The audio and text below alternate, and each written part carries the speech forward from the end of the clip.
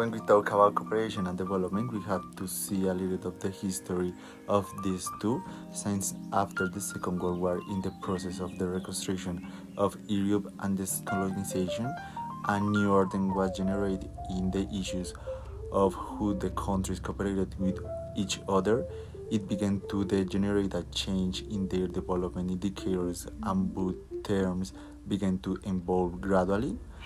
Some of the links that began to be created between development and cooperation are to respond to priorities, clear and constant communication between the parties that allowed of the improvement of interest, and no interfere between the internal and external policy of the recipient country.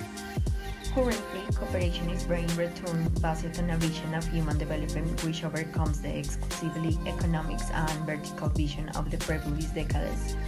Having overcome these problems, international development cooperation today is a dynamic and adjustable to the changing needs of the international environment. On the other hand, this type its ups and downs. International cooperation for development is an extremely important element in the current international system and has a direct impact on the way in which the different actors in the system, both states and not-state actors, relate to each other.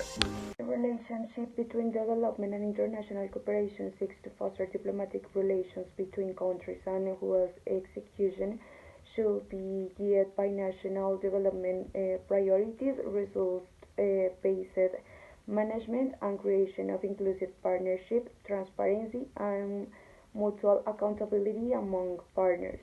On mutual issues such as eradicating poverty, inequality, and social exclusions, raising educational, technical, and scientific. The link between development and international cooperation is fundamental and directly important in how different actors in the international cooperation are related to each other. Currently, there are different types. The first one that we have is the multilateral. There are all the agencies, institutions, and governmental organizations. Then we have the bilateral. There are all the public administrations and developing organizations. And we have the decentralized, that are all the regional and local governments.